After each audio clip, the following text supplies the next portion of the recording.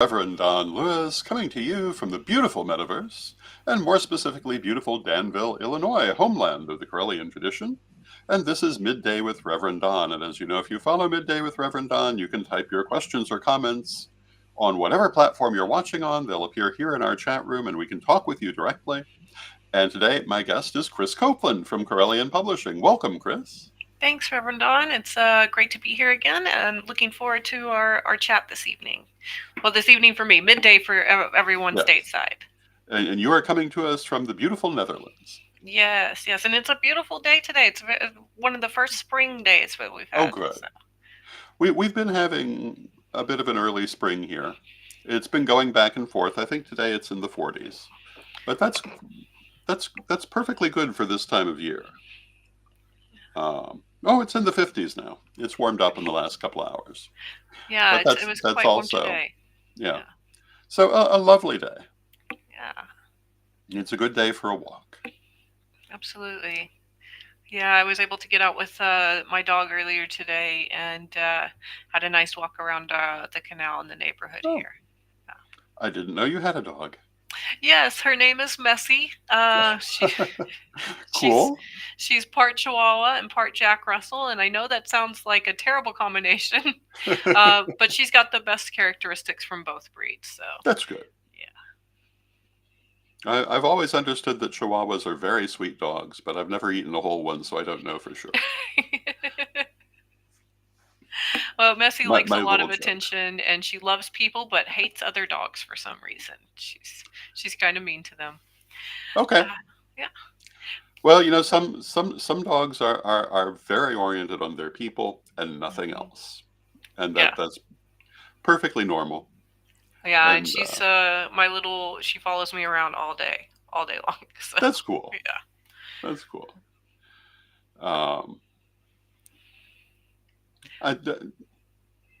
The pets in this house are a lizard and a turtle, but there were two dogs, but they have gone into spirit. But the lizard and the turtle remain. That's good. That's good. And I never knew. It's a bearded dragon, is what it is. Its name is Phoenix, and I never knew that a lizard could be cuddly. Oh, but it loves to cuddle with its mama, Sharia. That's so nice. Sleeps with her many nights. She carries it around, and it literally cuddles. It's something I didn't really think that lizards did. So I'm kind of happy to know that. Yeah, that's good to know. And hello to Reverend Mary in the chat room. Hi, Reverend Mary. Good to see you.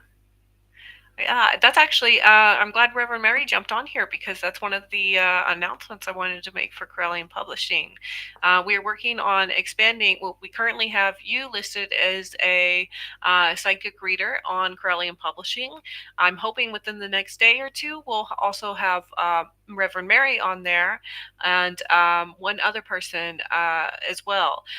So stay tuned for that, and and make sure to check back on the website correllianpublishing.com in the next few days to see those changes. Wonderful. Yeah, I'm really excited to actually show what the psychic readings look like on the website, what you'll actually get from it. So I'll share my screen here with everybody and show you Reverend Don's listing here. So with Reverend Don, you can order a 10-minute reading, a 30-minute reading that goes a little bit deeper, or the full journey, the 60-minute psychic reading, which is a comprehensive insight into your life's path. You can go through your spiritual path, your relationships, your career, your future, and get all of those insights that you're looking for on your destiny and on the decisions that you need to make today. And also, you'll be able to book through the website just by clicking on the one that you want. Let's say you want the 30-minute reading. You can go right there. You'll see it listed in euros on mine, but I believe it's $49.99 in USD. And you'll see the full service details. You'll note that, Reverend Don, you have a lot of different divination methods for people to choose from. Oh, yes. Can you tell us a little bit about more? I know we have a few of them listed on here, but can you go into some more depth about that? Well, most of what I do for people is either tarot or clairvoyance. Tarot is obvious. Clairvoyance can take a number of forms. It can be a straight clairvoyant reading, what's sometimes called a straight psychic reading, or it can be about a specific subject, such as past lives, or working with spirit guides, or even departed loved ones. Yeah. One of the Yeah. things I used to do, well, still do, in particularly certain times of year, were seances that probably more later in the year we'll also be offering, Yeah, I'm and looking that's forward to quite that. interesting. Yeah. I see we have someone else in the chat, but I can't quite read their Oh, name. yeah, we want to say hello to Bimby in the chat, and Hi, Christine Bimby. and Nikki. Hi, Christine. Hi, Nikki. Good to see you all.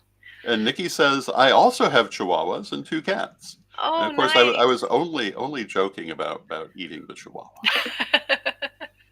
For legal purposes, we have to say this. Yeah. Well, that is what they were bred for, but I don't think anyone has eaten them for a very long time. Yeah, let's hope not. She's. Uh, I'm looking. I'm thinking of Messi. I'm like, oh no, she's too cute. Don't do Well, that. there's not much meat on them. Yeah, that's true. That's true. She is very scrawny. But it does put that Taco Bell Chihuahua in a totally different perspective when you know the history of the breed. Yes. Yeah. Absolutely. So I'm very curious as to what are some of the things that you've had people ask you over the years Oh, about psychic readings, and that kind of stick out in your head as, oh, these were like really profound moments, or really meaningful readings for people. um, I think the thing that well, part of the problem is you don't necessarily remember what you read in a reading.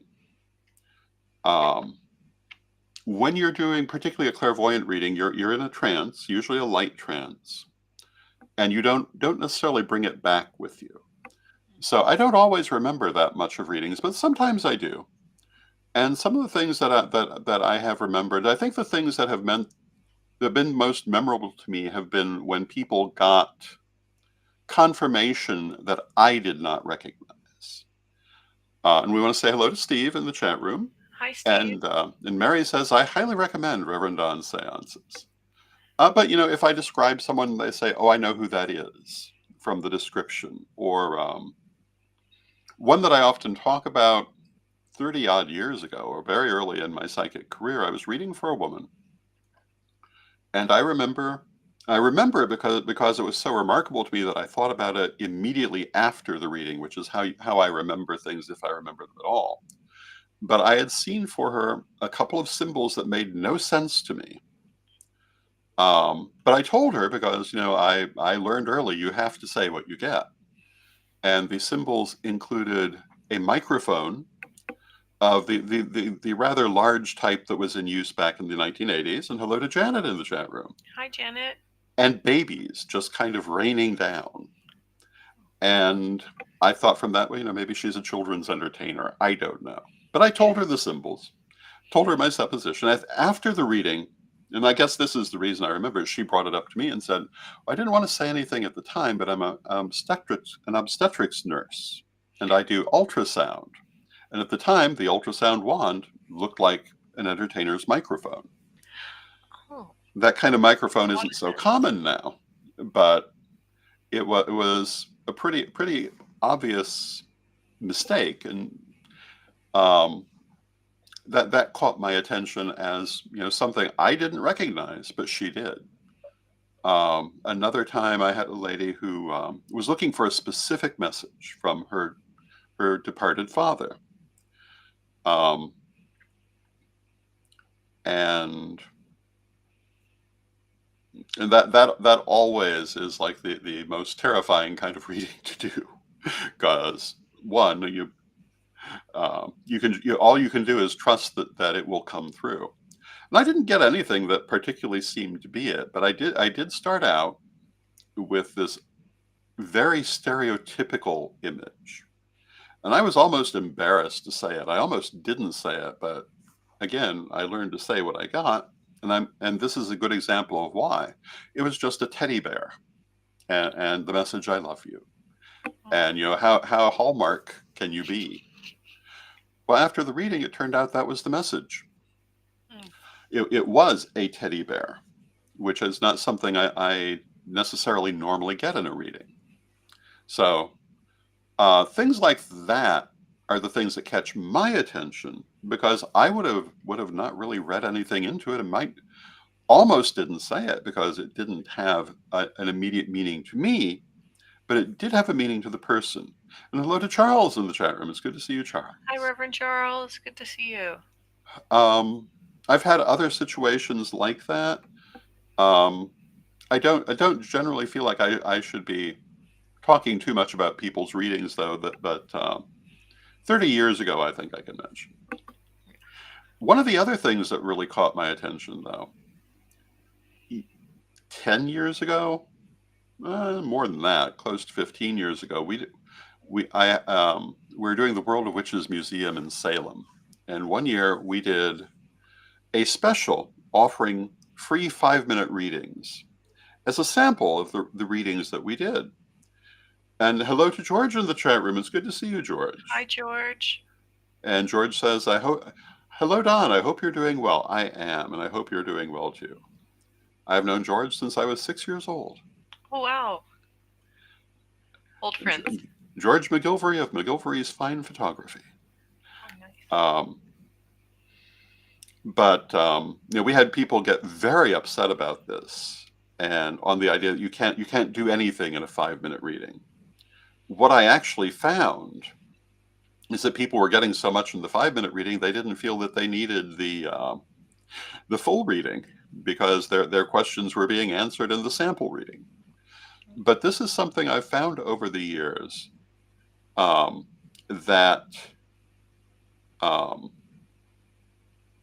spirit will very often answer people's questions before they ever ask them.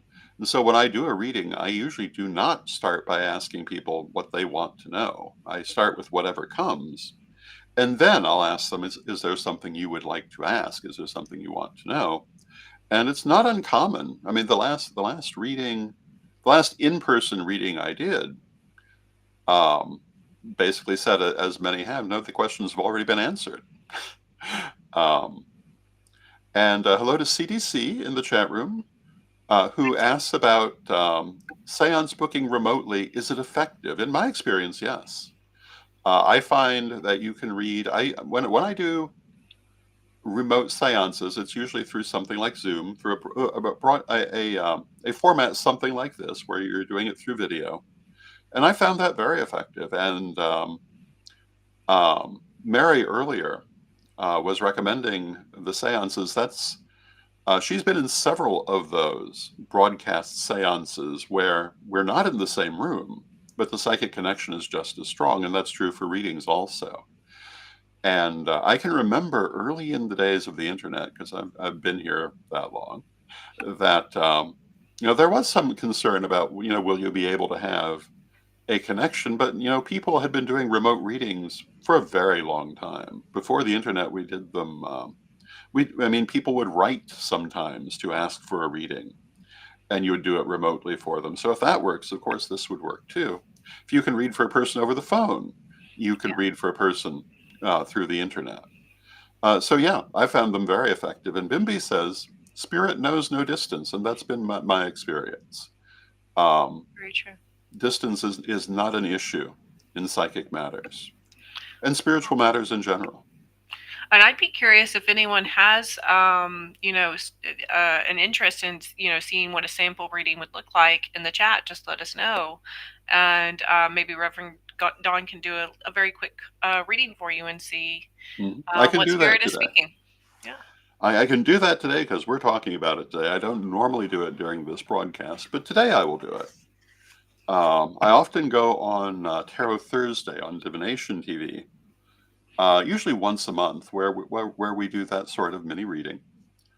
And if anyone would be interested in having that, say something in the chat room. Otherwise, I don't know. I could do one for you. all right, that works. Why don't we do that anyway? Okay, sounds good. And just a general reading for Krys. And you can't see it, but I am shuffling the cards, but the camera's a little too close to reveal it. And both George and Christine have asked for a sample as well. We can do that. Absolutely. So for the sample, we'll be drawing 3 cards. As if I could actually stop at 3 cards, but we'll see what happens. I frequently annoy Mary by the fact that I cannot just stop at 3 cards. So for you, and this would be the immediate future, the next few weeks, maybe a month. The first card is the High Priestess, which says, pay attention to your spiritual guidance. Make sure that you keep your spiritual connection strong and listen to what it has to tell you. You have the Six of Pentacles, which is receiving help or assistance either from a person or from the universe itself.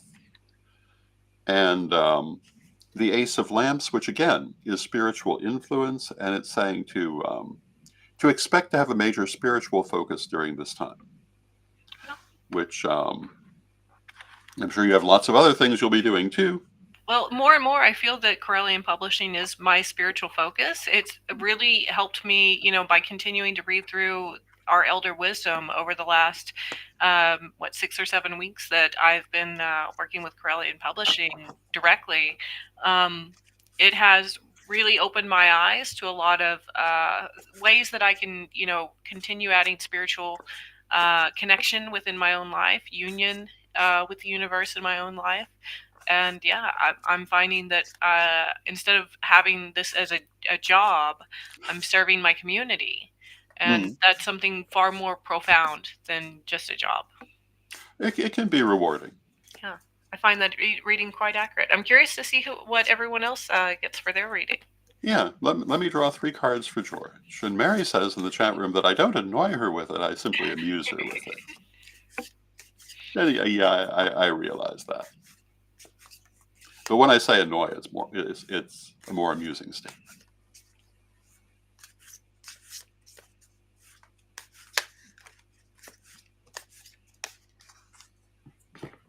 And 3 cards for George.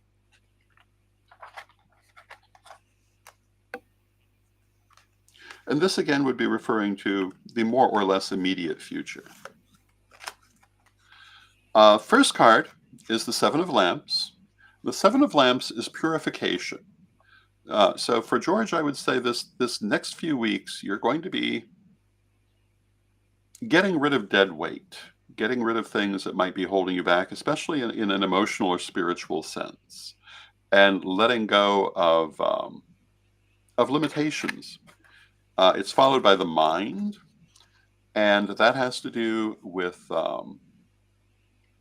the ability to think, to analyze, to look at things. So when we talk about that releasing of dead weight, it will probably have to do with your understanding of certain things. And we have the Queen of Swords, which is past experience.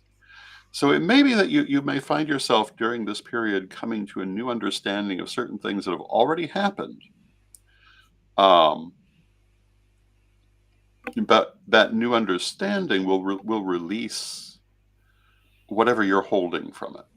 So it's a purification that also is dealing with things from the past. So that's what I would see for a mini reading for George. Curious to see what George's thoughts are on it. And then we have Christine. You have to take a moment to clear the cards. And then, now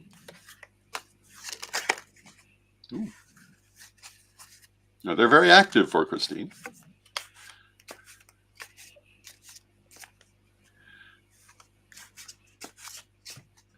So, speak to us generally about Christine. And again, this will be for the immediate future. George says, thank you for that reading.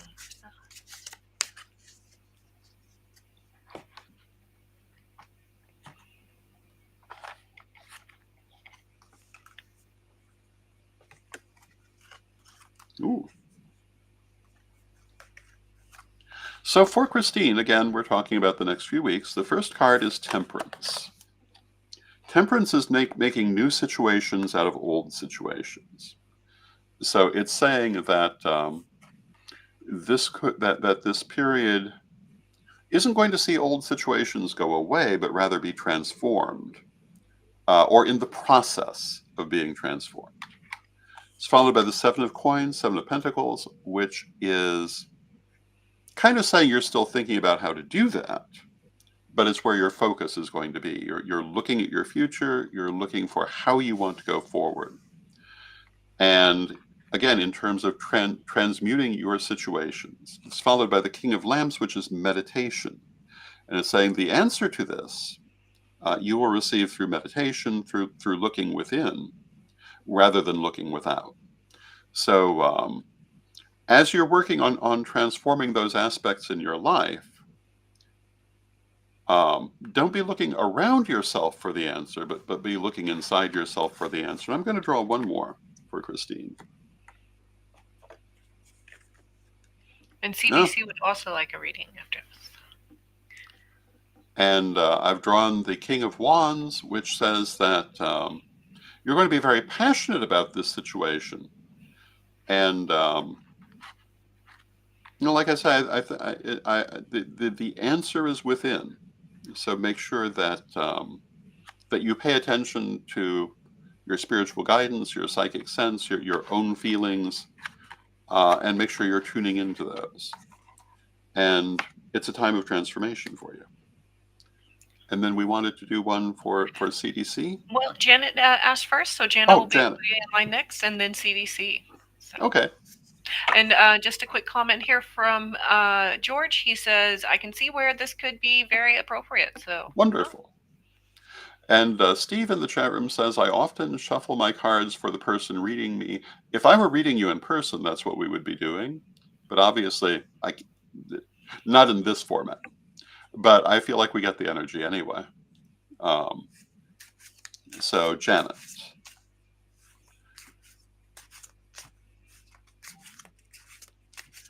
And I always comment that, I really am shuffling. You can't tell it, but our camera just doesn't show that. But you see, they're here.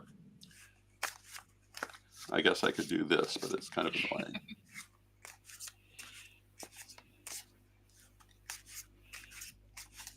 And if I move, well, actually, I can't move farther back from the camera at this moment. Janet says she can hear you shuffle, so. Good. It's ASMR tonight.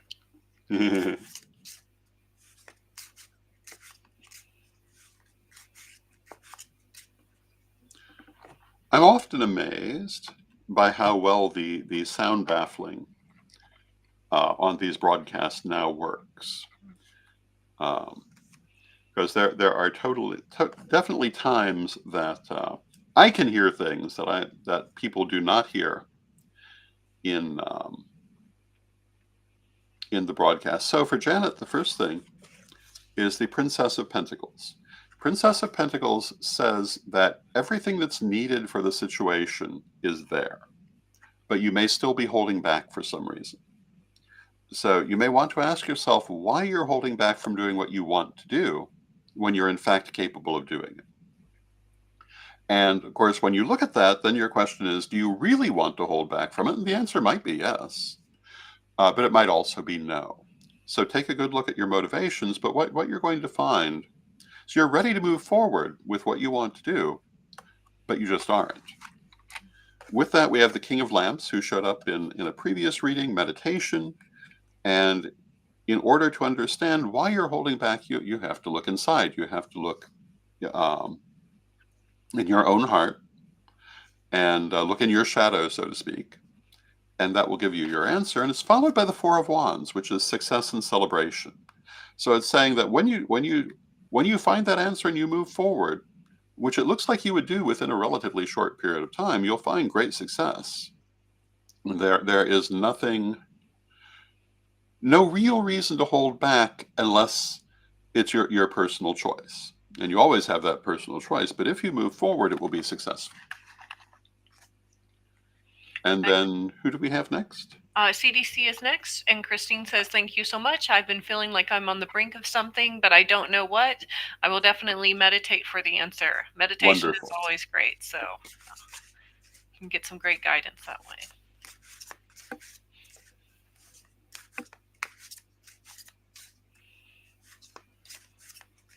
And again, if you would like a longer reading, you can find them at CorrellianPublishing.com. Yeah. And I will type that into the chat for us tonight, too. Thank you. If anyone wants to take a look.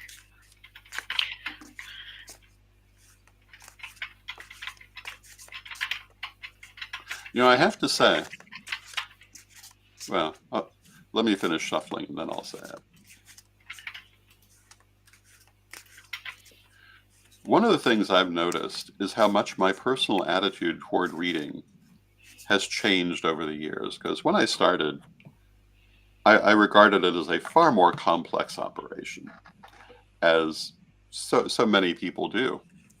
And with tarot, for example, I did the big long spreads and so forth. And I found that the longer I go, the simpler it is. And the simpler it is, the better it is. But, I often talk about how when it comes to spiritual matters in general, I am not the oogie boogie spiritual person.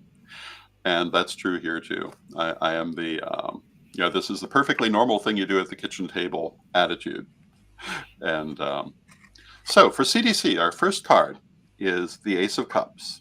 And you can notice that part of the card is falling out of the image because of our green screen, but what are we going to do?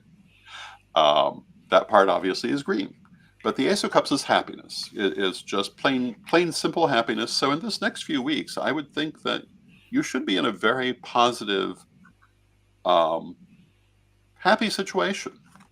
It's followed by the Six of Coins, which also showed up in a previous reading, which is getting help from a person or even from the universe. So you'll be in a happy situation and a fortunate situation in that things will be helping you to move forward.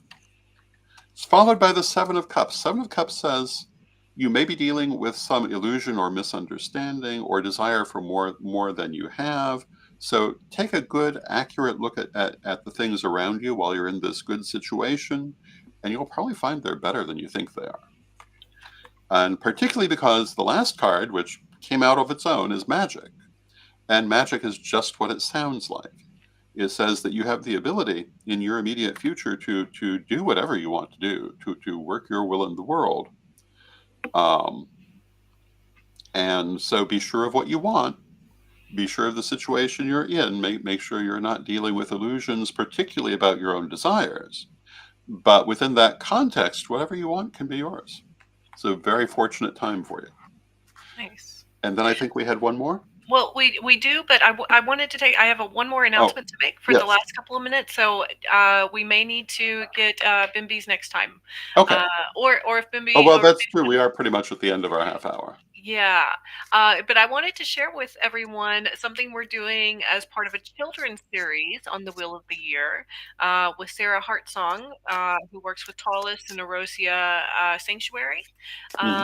And I will share with you a little bit from the manuscript that we're working on. This should be ready by Ostara, and this one is for Beltane. We'll continue that same pattern of releasing the one for the next Sabbath on the previous Sabbath.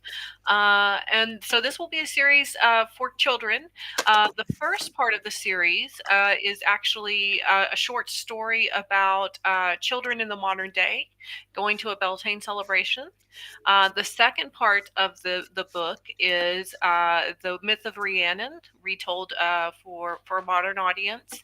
And the third part is a guide for parents and children on understanding gender identity and sexuality, a huge part of Beltane. And then the final section of the book is a children's Beltane ritual designed for children to not just participate in, but to lead themselves.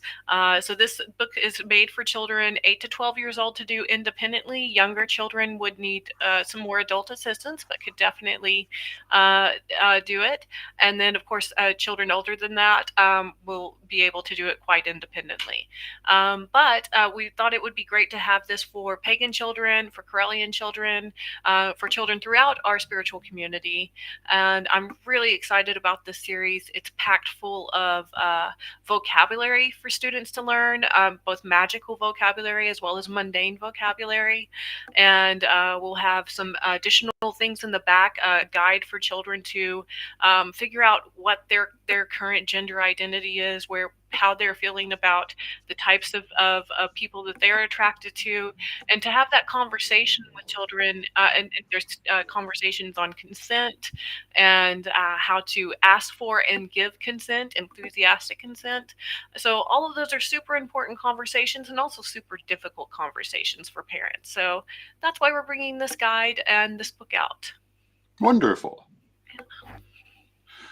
So with that, I see we've come to the end of our half hour. Although Steve says in the chat room, in remark to my doing this at the kitchen table, with a cup of tea. Sometimes I drink so much tea, there's not enough tea leaves left to read. Trying to watch that. And I completely get that. Today has been a nice, lighthearted program. Yesterday, it's sandwiched between two rather heavy ones. Yesterday, we were talking about pagan power, and the pagan power course is going to start this weekend. But we talked about that yesterday. You can go back and watch that broadcast. Tomorrow, I'm going to be talking about the recent IVF ruling in Alabama and the idea of what is life and when a life starts, and that will be probably a fairly heavy subject. So you never know what you're going to find on this program. But thank you for joining us, Krys. Glad to be here. And thank you, everyone. Let us close with our prayer, as we always do.